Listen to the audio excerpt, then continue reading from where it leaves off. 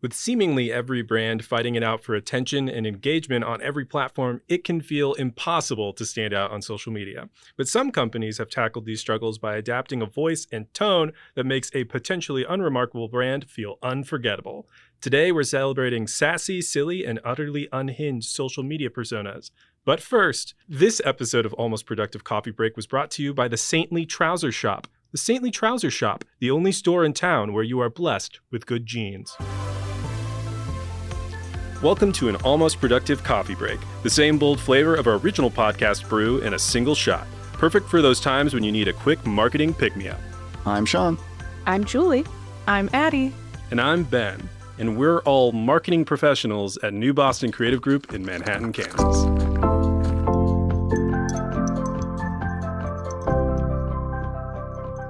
When it comes to sassy and spicy brands, I feel like the classic example has to be Wendy's, especially on Twitter. So what do y'all know about Wendy's social media presence? What do you remember?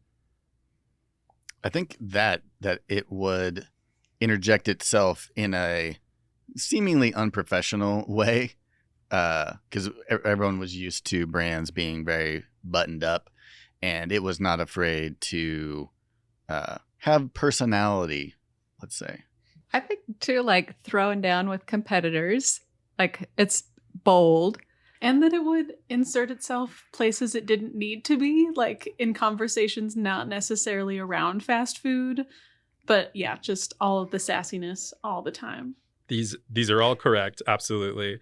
It really hit like its stride in 2017, so we're talking 7 years ago now is when it was really doing numbers on the internet. And then it's known for roasting trolls, roasting customers who seem to actively want to be roasted, and then also fast food competitors, especially McDonald's. They were excellent at responding to tweets and creating engaging interactions between random Twitter users and other restaurants. And they're currently at 3.7 million Twitter followers. I have pulled up an example from 2017 because I think it's a good showcase of what they're about. Somebody tweeted at them, "At Wendy's, if you reply, I will buy the whole Wendy's menu right now." And Wendy said, "Prove it."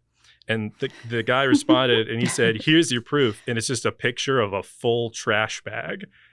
And that's what the guy said. So Wendy's clapped back and said, "Thanks for sharing your baby pictures." Oh my God. So like that was the tone they had at the time. They That's were incredible. like, they were inviting people to say stuff to them, but they would always be ready to fire back. And I always love that about Wendy's. And you can definitely see their influence on other sassy Twitter accounts nowadays. The European airline Ryanair should get an honorable mention because they are definitely like following in the footsteps of Wendy's. So what do y'all know about the National Park Service's social media persona? It's a little bit more wholesome, less spicy, but if anybody's heard of it, let me know what you know. I follow them like willingly. I love national parks, and I love their Instagram in particular. Like they give you, they just really mix fact with fun, and I love it. Yeah.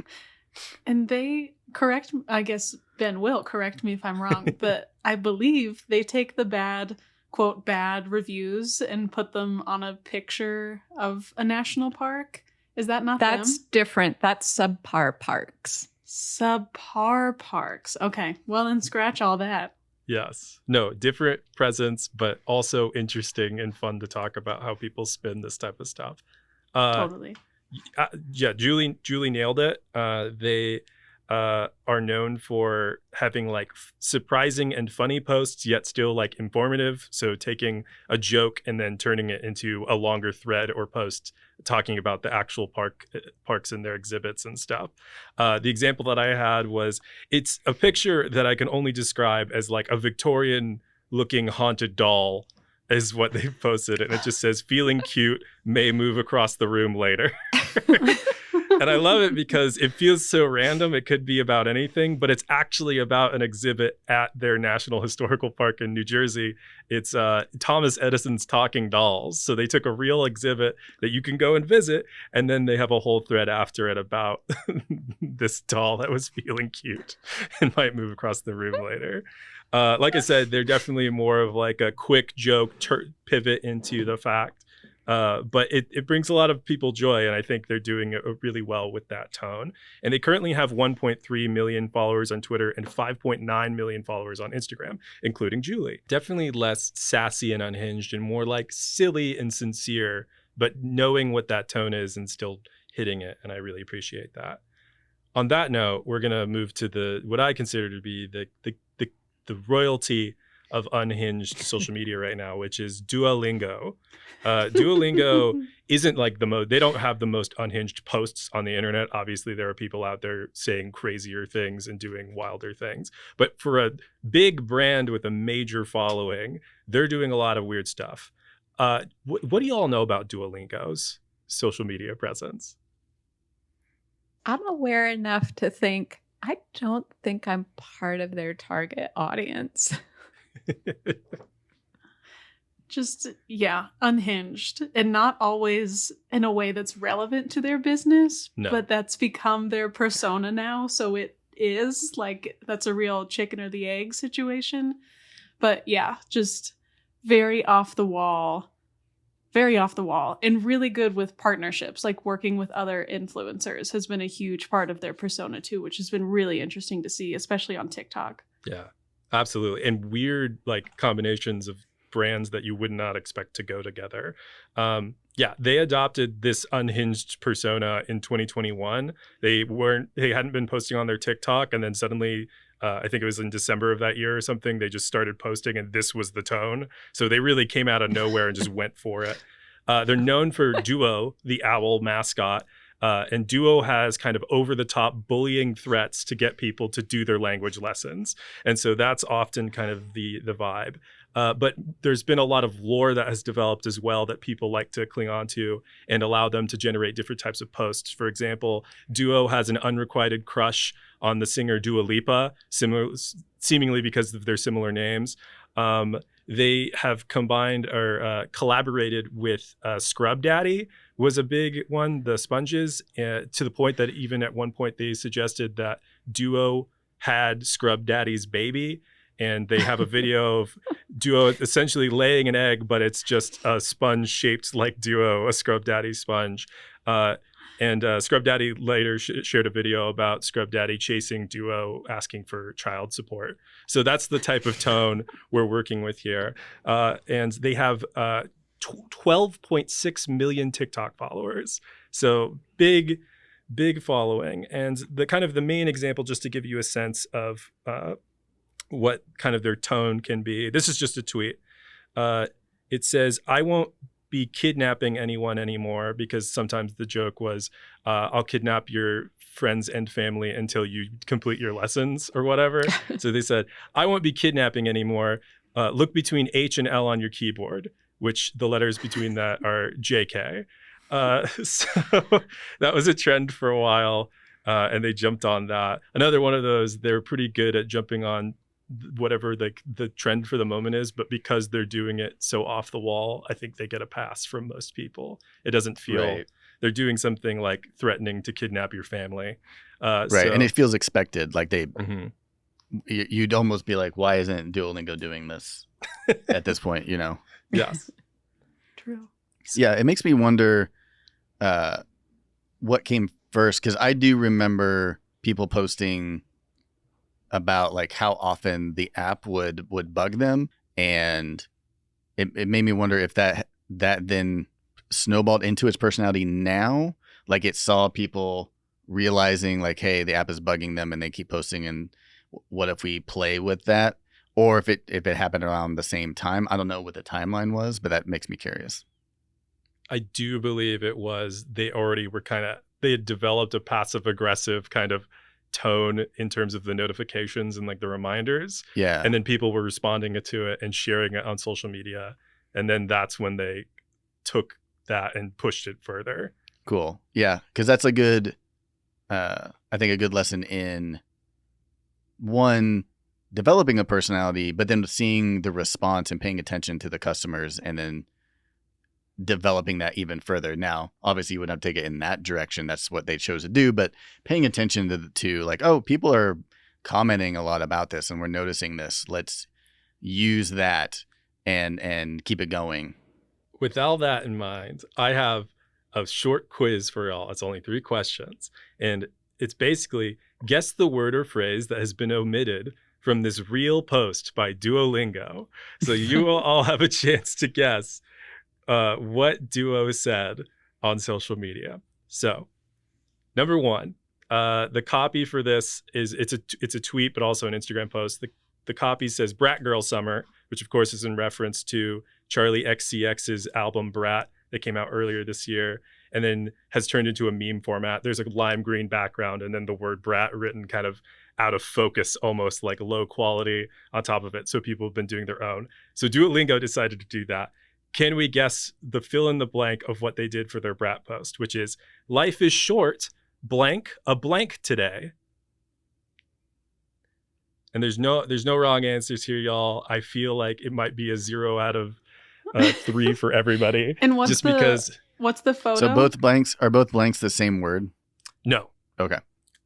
It's just the photo is just this. It's the box like the Brat album with this text on it. Oh, And it okay, says- okay, with you. And Yeah. it says blank, like, what, say it again? Blank a blank today. Blank and blank. Life is short. Blank a blank today. And remember, they're always trying to bully people to use their language learning app. That's my hint for this one. I mean, this is so boring, but learn a language today? That can't possibly be it. That's a great guess. You're on the right track, but not mean enough. Anybody else have? Yeah, mine was something like life is short, like, do your shit, something like just real, like you need to something to complete the task on the app, but like in a real aggressive, crummy way. I don't have anything related to that. I was going to say kidnap an owl today to go off the other theme that we've been talking about. Not a bad guess, Julie. But The answer is life is short. Bully a monolingual today. Nice. So they are calling for others to bully. Got it. nice. Yeah. Number 2, this was a video, and the caption for the video was live footage of me getting my blank kicked by today's Wordle. Now, my hint for you is that it is not what you think. Feathers? That is so adorable and still not mean enough. Addie's too nice for this. I love it. I'm like, that is exactly what you write if Duo was a nice owl, but Duel is an unhinged, threatening owl. So we have to. I'll go with teeth. Teeth. Oh, I love that. Getting my teeth kicked by. I like it especially because it's an owl and it probably doesn't have teeth. Right. So that feels correct. But they don't to care. it. Yeah, I like that. Yeah.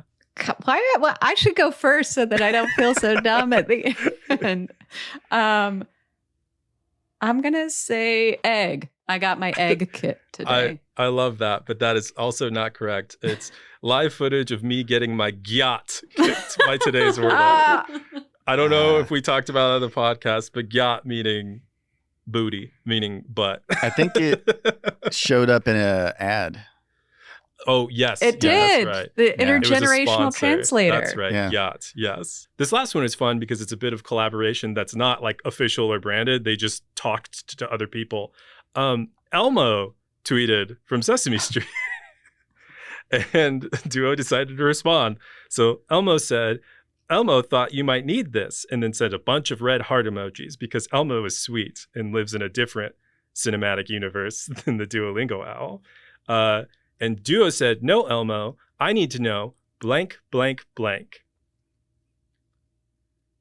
So Elmo said, Elmo thought you might need this, bunch of red hearts. Duo said, no, Elmo, I need to know blank, blank, blank. And I will say it is part of the lore that I gave in the earlier explanation. So there's a better chance of getting this one.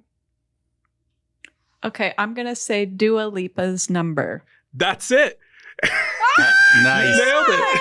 No, Elmo, I need to know Dua Lipa's number. You nailed it, Julie. Wow. Yeah. That's fantastic. And like Addie said earlier, nothing to do with language learning, just a part of the lore. Collaborating with Elmo, why? For fun. They just did it, but it got a lot of attention. Fantastic. I feel like I should go buy a lottery ticket now. I'm You on crushed it. fire. You crushed it. So if you've ever wanted to be inspired by any silly or sassy or completely unhinged social media personas, Wendy's, the National Park Service, Duolingo, Ryanair, Scrub Daddy. These are all great examples to pull from. Just because they do it successfully does not mean that you should do the same thing they're doing. But there's a lot to learn from the way that they handle tone and create a consistent brand identity on the internet. Here. Yeah. On that note, that's it. That's the whole thing. Thank you for listening to this episode of Almost Productive.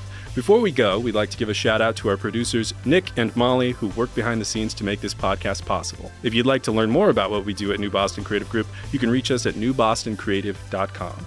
You can also follow us on social media at New Boston Creative on Instagram and New Boston Creative Group on Facebook and LinkedIn. If you like this episode, please like, follow, subscribe, leave a review, and share the podcast with your friends. And if you didn't like the show, feel free to recommend us to your enemies. Tune in next time for some more office shenanigans, thoughts on trending topics, and marketing adjacent insights. Until next time, we hope you have a productive day.